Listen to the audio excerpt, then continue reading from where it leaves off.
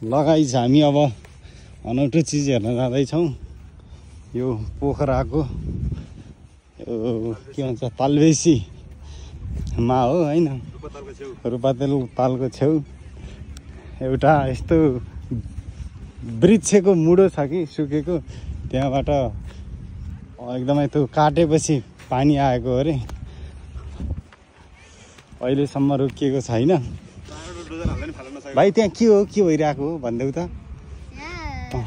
डुवाले खाँदाखेरि त्यो एउटा रुख निकालेर पानी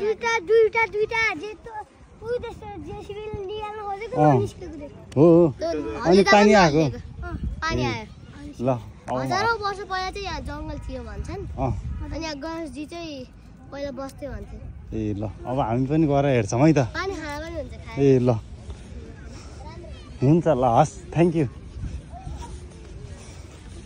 भन्छ रोक्नु न यार हजुर।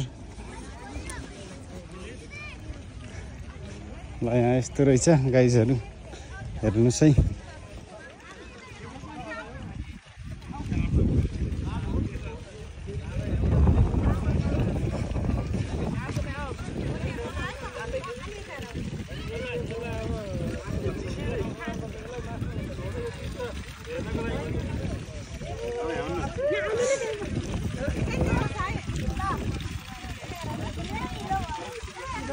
यता यस्तो बगर छ, अलिअलि खोला छ सानो सानो।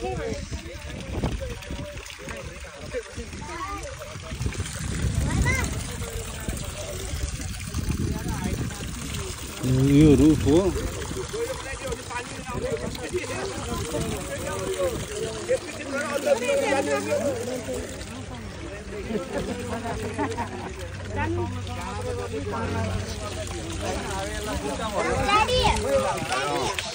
ल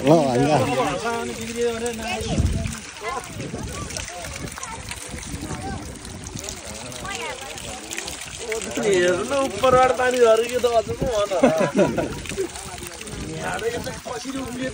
मोटरै नलगाई होइन, मोटरै नलगाई।